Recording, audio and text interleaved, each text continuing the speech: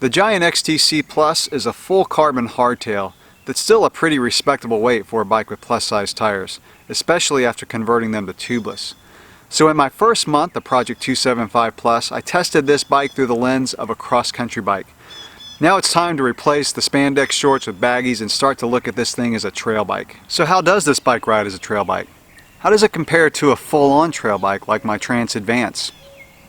Let's go find out.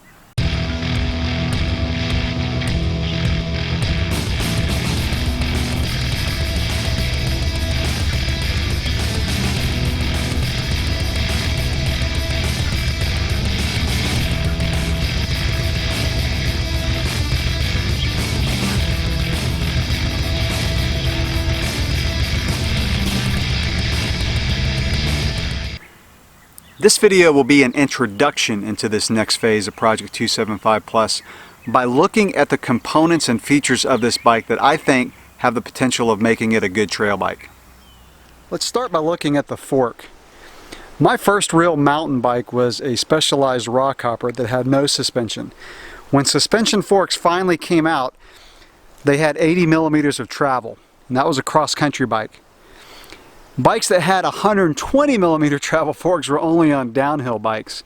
Now you're starting to see a lot of cross-country bikes even come with 120 forks. And trail bikes, in my opinion, range from about 120 millimeters of travel up to about 160, both front and rear. So this bike comes with a 120 millimeter fork, and the fork has 34 millimeter stanchion tubes, so they're thicker than the standard cross-country 32 millimeter stanchion tubes. So standard today on most cross-country bikes is 100 millimeters of travel on the front. With this fork being 120, that little bit of extra travel is going to give it more bump absorption as you travel into rougher terrain outside what's typical for a cross-country bike. Also, with the stanchion tubes being thicker, it's going to allow the bike to track more precisely when you get into rougher terrain. Let's talk about something else that's going to give this bike more stability in rougher terrain, and that is the wider axles. So this bike has boost spacing. So the front axle is 110 millimeters wide as opposed to what used to be the standard of 100 millimeters wide. And that's also going to give this bike more steering precision as the terrain gets rougher.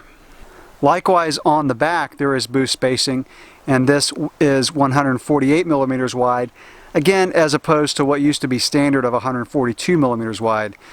That also allows the axles to not flex, giving the bike more stability and tracking better when the terrain gets rougher. Most cross-country bikes today have a 160 millimeter rotor in the front. That's to save weight, but also because you don't need much more braking power than that on a typical cross-country course. This bike, as well as some newer cross-country bikes today, comes with a 180 millimeter rotor. So what that's going to do is it's going to give you more braking power, so when you go on faster descents that's typically found on what would be considered territory for a trail bike, and it's also going to give you more heat dissipation. So if you have to ride your brakes down a long steep descent, it's going to allow the rotors to not get so hot.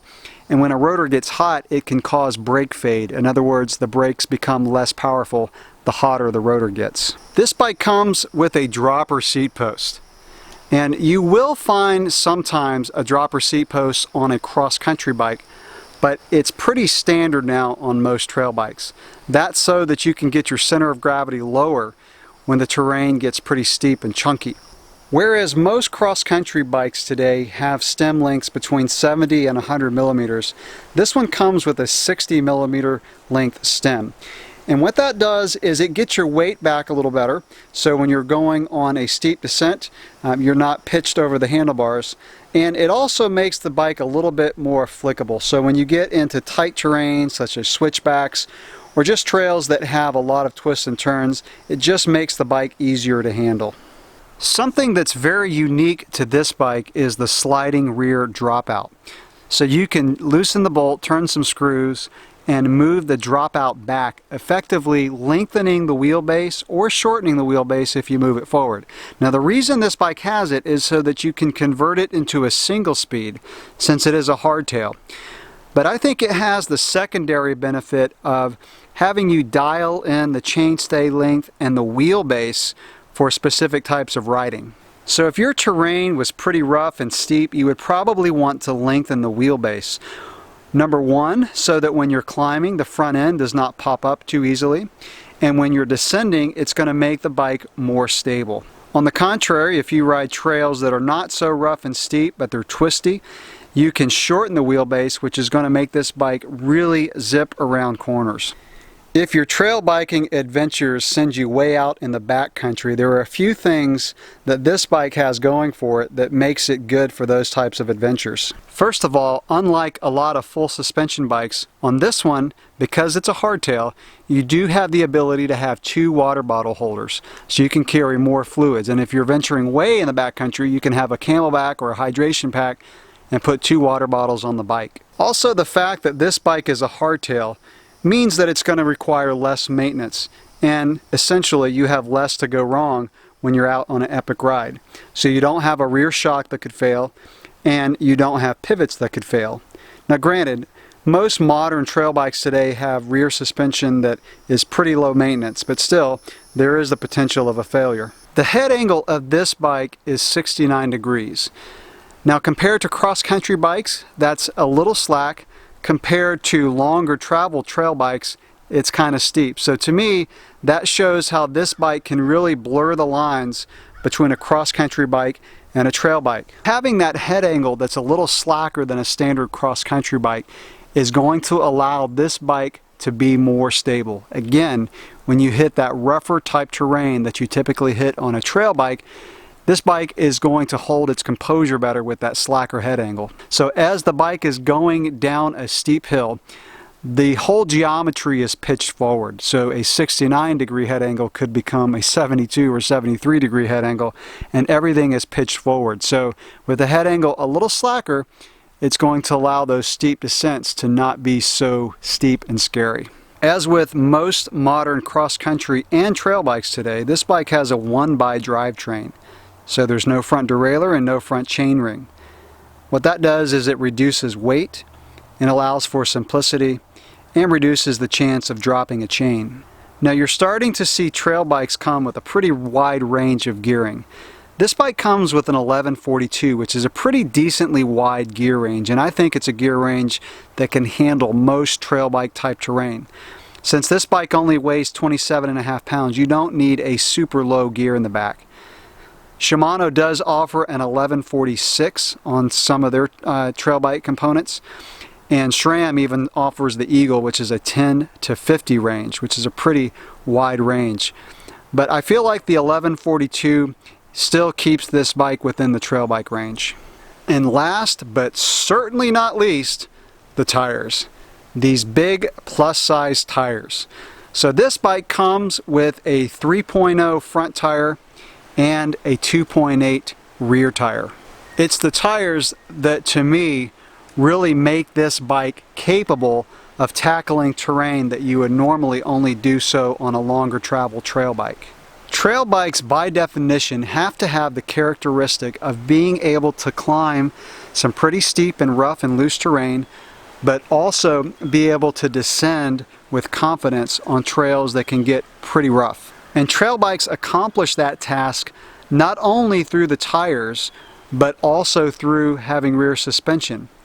Now, since this bike is a hardtail and thereby has no rear suspension, it has to rely on the tires in order to take it in that type of terrain. So these plus size tires will give you a lot of grip on steep, loose terrain, and I would say probably more grip than a trail bike with a standard size tire. And then when it's time to come downhill, these large plus size tires are going to absorb more trail chatter than a standard hardtail.